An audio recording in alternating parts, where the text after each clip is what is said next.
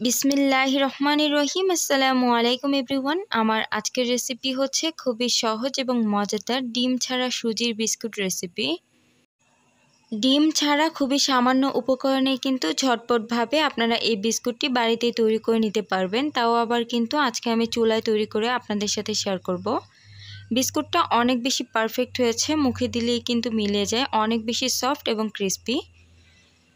আমার চ্যানেলে আরও বিভিন্ন ধরনের নিত্য নতুন রেসিপি দেওয়া আছে, চাইলে ঘুরে আসতে পারেন। আশা করি আপনাদের কাছে ভালো লাগবে। আমার রেসিপি ভালো লাগলে অবশ্যই একটি লাইক করবেন এবং চ্যানেলটিকে সাবস্ক্রাইব করে পাশে থাকার অনুরোধ রইল। তো আর কথা না বাড়িয়ে চলে যাচ্ছি মূল রেসিপিতে। বিস্কুট তৈরি করার জন্য প্রথমে একটি বাটির মধ্যে নিয়ে নিব হাফ কাপ পরিমাণে সয়াবিন তেল।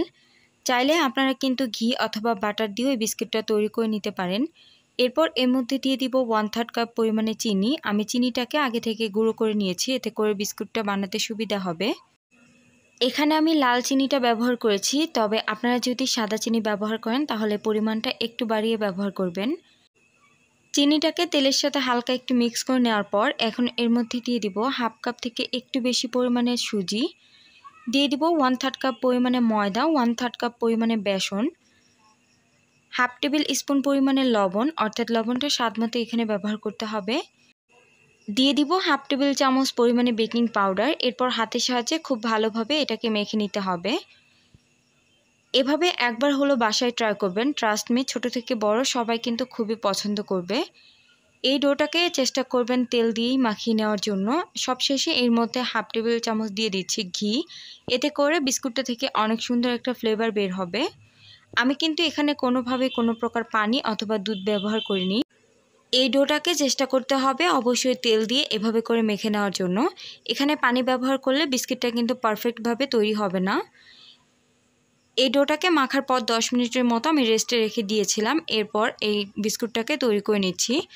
10 মিনিট পর এটাকে আবারও একটু হাতের সাহায্যে মেখে নিয়ে পরিমাণ মতো গোল করে নিয়ে এরপর একটু চ্যাপ্টা করে নিচ্ছি। একইভাবে আমি সবগুলো বিস্কিট তৈরি করে নিব। আর এই বিস্কিটগুলো কিন্তু চাইলে আপনাদের পছন্দ মতো যে কোনোভাবে তৈরি করে নিতে পারেন। এখন একটা চামচের সাহায্যে একটু এগুলোকে ডিজাইন করে নিচ্ছি। প্রত্যেকটা বিস্কিটের উপরে কিন্তু আমি একটা প্লাস চিহ্ন দিয়ে দিচ্ছি। আমি একটা চামচের সাহায্যে করে নিচ্ছি। এখন এই বিস্কুটটাকে দেখতে আরও বেশি আকর্ষণীয় করার জন্য এই বিস্কুটের উপরে হালকা করে লাল কালারের রং লাগিয়ে দিচ্ছি। আমি একটা কটন বারের সাহায্যে কিন্তু এই রংটাকে লাগিয়ে নিচ্ছি। আপনারা আপনাদের পছন্দ মতো যে কোনো রং এভাবে লাগিয়ে নিতে পারেন। সবশেষে প্রত্যেকটা বিস্কুটের উপরে দিয়ে দিব হালকা করে পেস্তা বাদাম কুচি। আপনাদের পছন্দ মতো যে কোনো ধরনের বাদাম অথবা ড্রাই ফ্রুটস ব্যবহার করতে পারেন। যে কোনো জিনিস দেখতে যদি আকর্ষণীয় লাগে সেই জিনিস কিন্তু খেতেও অনেক ইচ্ছে করে। এখন এগুলোকে বেক করব, আর আজকে কিন্তু আমি চুলায় এগুলোকে বেক করে আপনাদের সাথে শেয়ার করব।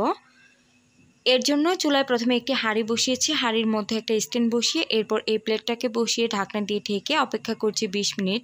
আর এ পর্যায়ে চুলার গ্যাসটাকে অবশ্যই মিডিয়াম টু লোতে রেখে 20 মিনিট পর্যন্ত অপেক্ষা করতে হবে। মাশাআল্লাহ, আলহামদুলিল্লাহ, 20 মিনিটের মধ্যেই কিন্তু বিস্কুটগুলো একদম রেডি হয়ে গিয়েছে। বিস্কুটগুলো কিন্তু গরম থাকা অবস্থায় একটু নরম থাকবে, তবে ঠান্ডা হওয়ার পর অনেক বেশি ক্রিস্পি হয়ে যাবে।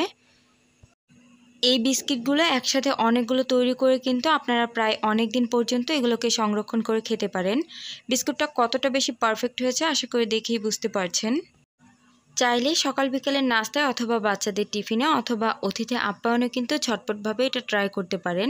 তো আমার রেসিপিটি কেমন লেগেছে অবশ্যই কমেন্ট করে জানাবেন। তো আজকের পর্যায়ে বিদায় নিচ্ছি। আল্লাহ হাফেজ, আসসালামু আলাইকুম।